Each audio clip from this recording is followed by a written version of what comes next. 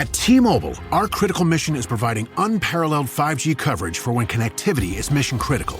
Introducing T-Priority, America's best 5G network experience for first responders, even in times of congestion. More capacity, faster speeds, better coverage. T-Priority from T-Mobile, built for tomorrow's emergencies, ready today. Discover more at t-priority.com. For qualifying organizations on eligible rate plans, coverage not available in some areas and may be impacted by emergencies. Today on CityCast Denver. Spring is here, the sun is out, and the Mile High City's calendar is packed with fun things to see, do, eat, and drink. From opening day celebrations to unconventional cocktail concoctions, we've curated a can't-miss list of the best ways to enjoy April in Denver. Today is Monday, March 31st. I'm Bree Davies, and here's what Denver's talking about.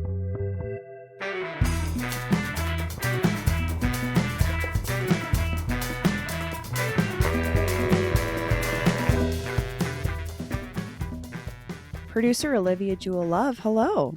Hey, Bree, how's it going? Good. And producer Paul Caroli, good morning. Good morning, Bree. It's spring. It's April. There's a lot to do. I mean, are you guys I'm just enjoying the weather. I act like it doesn't happen every year, but once the weather starts warming up, I feel way differently about the city. Oh my God. I'm defrosting. I feel like I'm becoming a person again. I did see rain in the forecast. April showers, Paul. True. Bring Mayflowers. For a long time, I thought it was spring Mayflowers. And then somebody, embarrassingly late, I was 24, and somebody was like, it's bring Mayflowers. And I was like, it's not spring Mayflowers? So I went a long time thinking that phrase was wrong. So, but I think they both make sense. Personally, I think Is they that both the sound. show? I think we just got the show. All right, that's it. That's the guide. Spring Mayflowers. That's the guide. Got it. Roll credits. Wrap it up. Well, this is our monthly guide. And as usual, we have several categories that we're going to recommend. Stuff to do, eat, and see around the city. Let's start with our first category, something to do or experience. Olivia, do you want to start? Yes, I am so obsessed with this place right now that I had to share it because every time I go in here, lately it feels like spring inside this store. So I'm like, I'm done gatekeeping. I'm letting everyone know about this place. Let us know. It's called Morrison Mercantile in, you guessed it, Morrison. Cute. This is the cutest store perhaps I've ever been to. Perhaps. What Some are saying. Give us a description when you walk in. I want to know what you see. This is a trinket girl's heaven. So if you like things like little cups, if you like things like cute coffee mugs, if you like things like little cute spoons to stir your coffee with, little cheese knives, if you like a little festive cocktail pick, things like that. This is your store. A little jewelry tray to put your jewelry in. Greeting cards, things like that. They have jewelry there. They have everything. They also have local bread and stuff that they sell. They also I like have an eclectic mix where you can tell someone is curating it. It is so cute. And their home section, it looks so springy in there right now. They've clearly curated it for spring. Everything is bright colors and floral and so cute. And I am so impressed by the kitchen section in here. All the stuff I didn't know I needed, just the cutest little, I didn't know I needed a little special spoon for perhaps my salt cellar, but they've got one and it's pink and it's so cute. They've got a butter dish that has a strawberry on it. It's so cute. Everything in there is so cute. And they also happen to sell Jellycats, the stuffed animal, which is a thing for me. That is the premier. As a person that now looks more closely at stuffies having a child, Jellycat is the top. Morrison Mercantile. This screams spring to me, and I've been going here. Keep going here. Love it. I love it. Paul, what about you? Something to do or experience? The number one most important thing to do in April in Denver is move your car. Street sweeping starts April 1st. This is a PSA. Don't get a ticket. I've gotten too many. You don't need to do it. But that's not a fun thing. I wanted to also talk about a fun thing. Okay. It's helpful. I'm thinking about there's some really nice neighbors. The only neighborhood I've ever seen this in is Baker, where people put up signs to remind folks, and I really love that. Dude, But I moved here. It When is I moved nice. here, I saw all those signs in Baker, and I was like, why is everyone putting up those cute signs? Like, what does that mean? And those then I are got a thoughtful ticket. people. I got a ticket because I just looked at it. I was like, that's so cute. I love when people make signs. It's just stupid. This is good, though. April through November, this is Yep. a thing. Yep, got to move it. So, okay, Paul, what's your fun thing? But my fun one is a new exhibit at Historic Denver, which is housed no. inside the old Molly Brown house. Okay. One of Denver's most famous people. She survived the Titanic, and that's what this new exhibit is all about. It's opening on April 8th. It's called See Justice Done, but it's all about, they've got they call exciting, rare, and never before seen Titanic artifacts to tell the story of Margaret's work through the Titanic Survivors Committee, and all set within the Denver of Titanic's heroine, Margaret Brown. Oh, I love Not it. actually sure what that last thing means, but in the Molly Brown house, new Titanic stuff. Sounds really cool. And that's a great organization.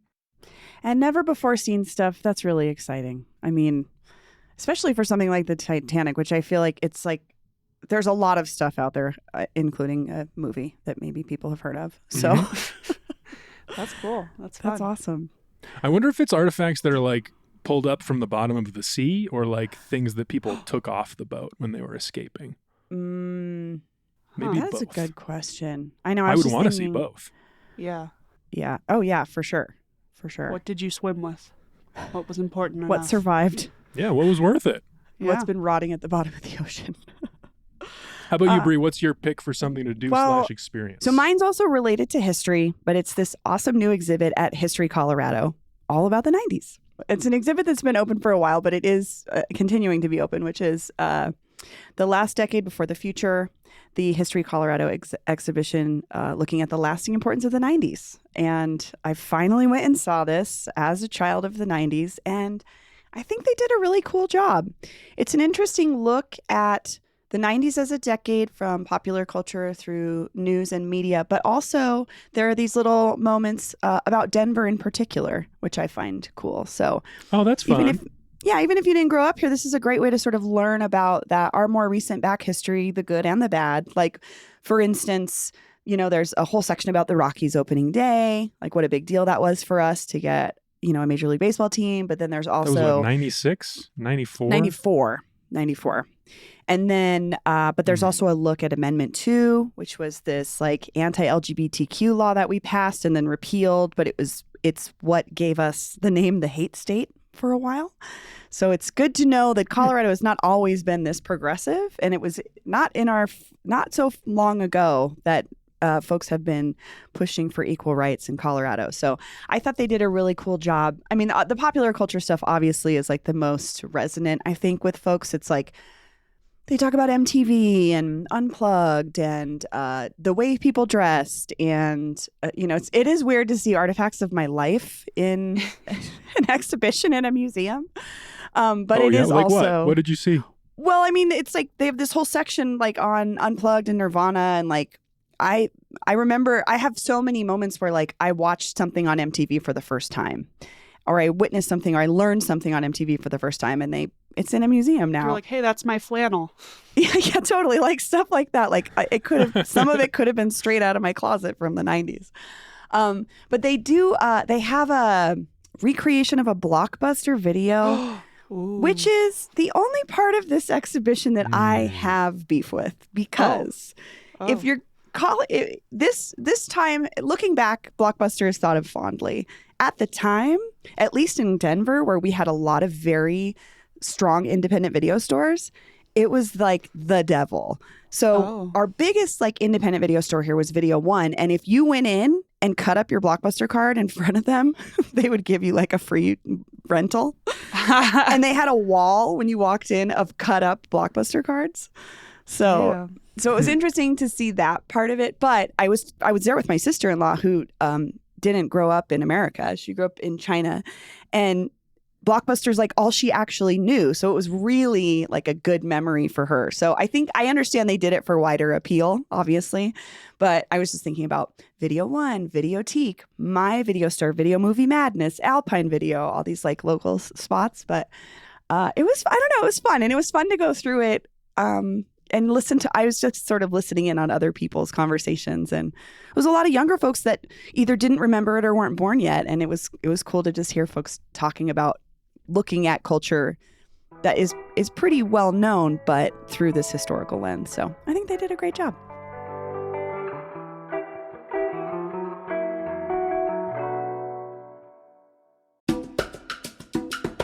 This episode is brought to you by Bookshop.org.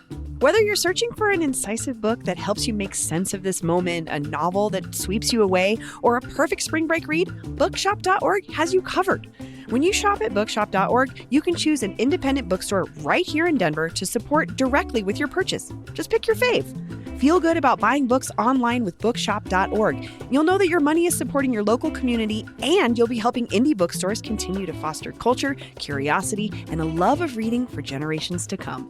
Use code CityCast now to get 15% off your next order at Bookshop.org. Well, I have been reading the Kathleen Hanna autobiography, and the section about her relationship with Kurt Cobain was like so sweet and so poignant.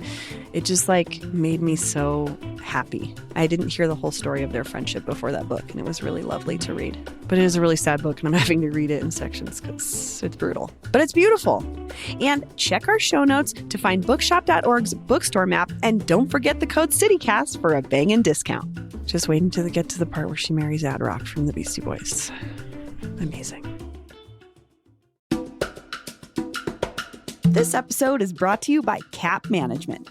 CAP Management helps HOAs plan sustainability projects and comply with Energize Denver, which is the city's program for making buildings more energy efficient. CAP has helped some 50 Denver HOAs reduce energy and water consumption, saving associations money and helping them avoid financial penalties. For listeners who own in or sit on the board of an HOA, CAP invites you to attend their upcoming HOA Earth Day sustainability event in downtown Denver on April 22nd. This free in-person event provides one-on-one access to HOA sustainability experts, education around the Energized Denver Ordinance, and a forum to meet and share ideas with other homeowners. Drinks and food provided.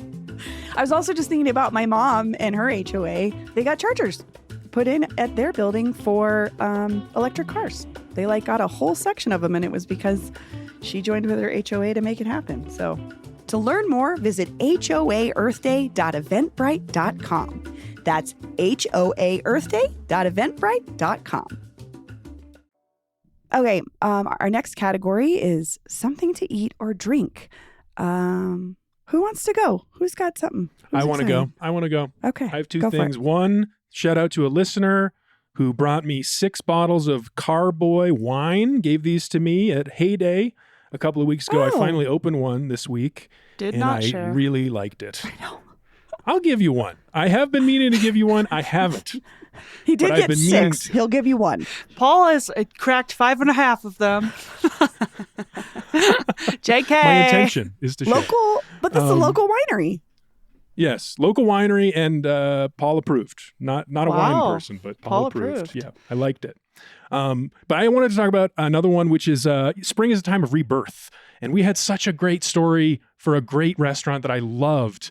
That was so exciting. I read from Westward this week. It was Benzina on Colfax, the old gas station. It's this pizza place that was I guess not doing so good. I went there a few times. I really liked it. It's a little bit expensive, but the service is immaculate. They did something that I've never experienced at a pizza place before or since, and they deserve so much props for this because what they do with their Neapolitan pizza is they serve it not at the same time. My wife and I went and we ordered 2 pizzas, and the best bite you're going to get is right when it's fresh out of the oven, and they know that. So they brought 1 pizza, let us eat it, and then 5 minutes later they brought the second pizza. It was wow, these are both perfect, immaculate. So much credit. But the exciting part for them is they were going to close. It seemed like they were going to close. And then, quote from the owner, Brad Anderson in Westward, "The overwhelming support from our loyal customers, combined with the enthusiasm of new ones, has been able to keep them up and running. He is gonna. They've pushed back That's their awesome. potential closure date. They're gonna stay open, hopefully forever if the interest continues. Benzina on Colfax, great restaurant. Also, for architecture freaks like myself, it's a gorgeous adaptive reuse of a mid-mod Sinclair gas station, and they did a phenomenal job with that space. It's Did they leave? It's really nice. It's they leave the beautiful to look dinosaur? at. Huh? Did they leave the dinosaur? I don't think so. What? But I don't know. I mean, I'm talking about the soaring glass windows and the like Oh. beautiful, Well, and I think exaggerated of Sinclair. I think of him. structure. So it's Nice. just another reason to go. It's a good looking restaurant. That's Wow. awesome. Hell yeah. I'm gonna go. I'm gonna talk about. I just went to the Cherry Cricket Outpost in Littleton. I hadn't been there yet.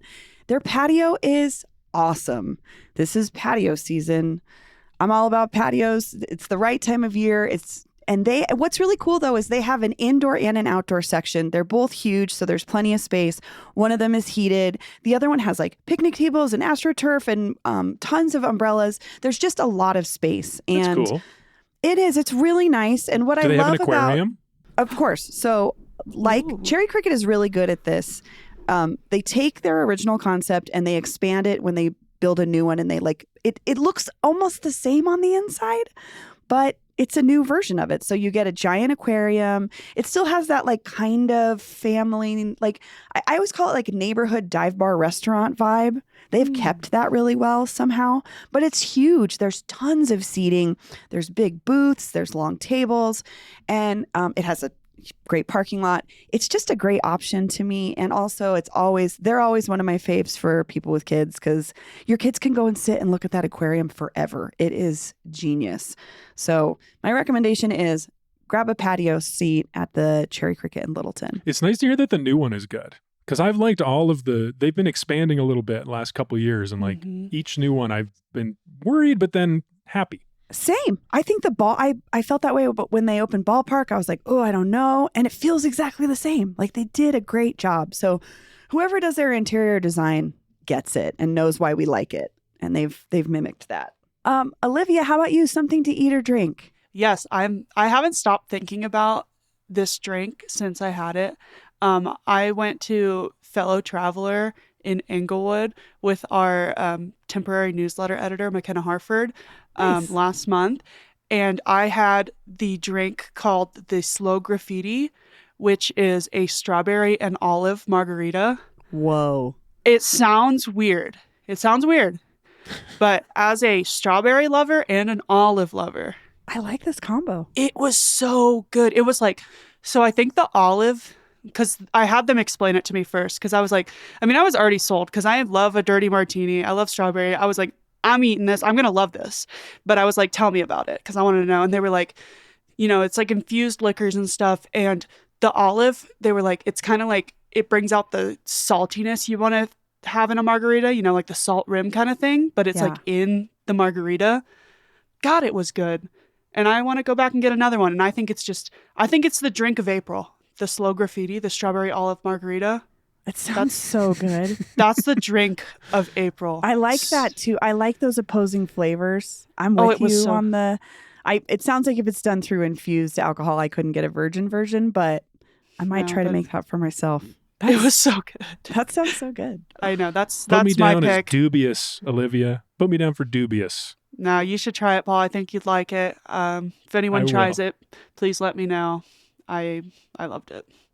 Okay, our final category for April is something spring. As usual, this is something open to interpretation.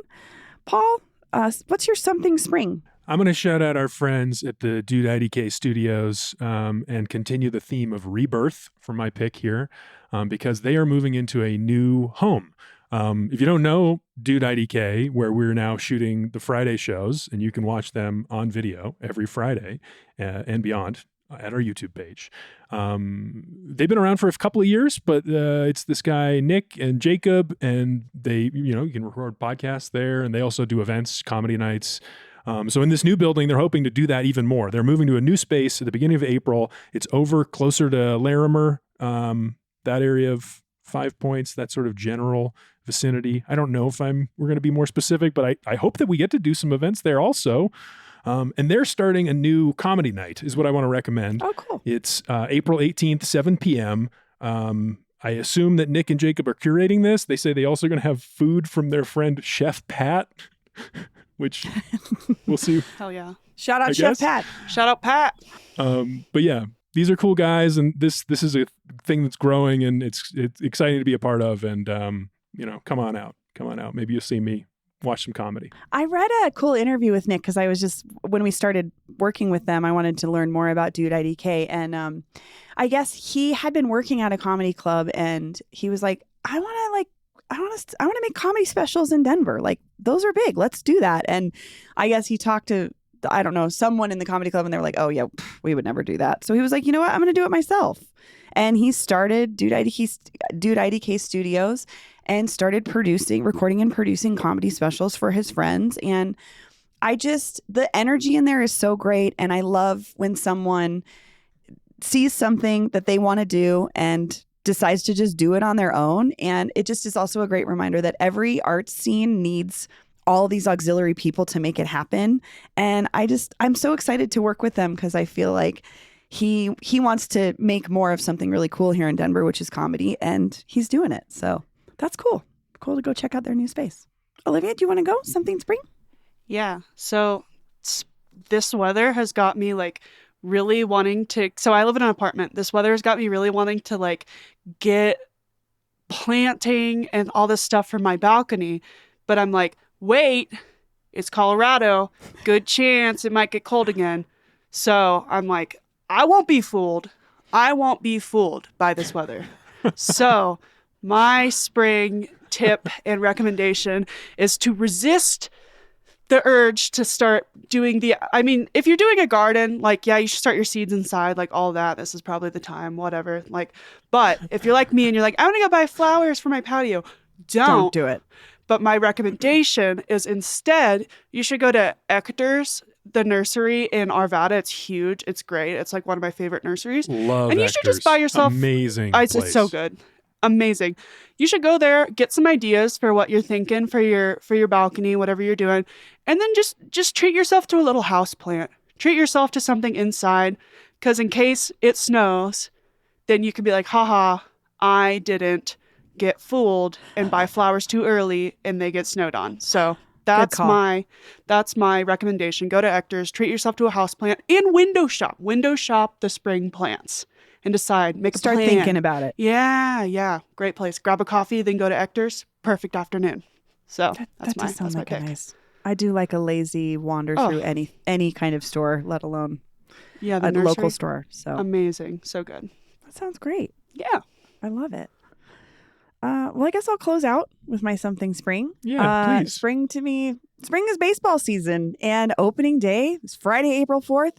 And I'm going to recommend the opening day party at La Fiesta with our friends Denver Foos.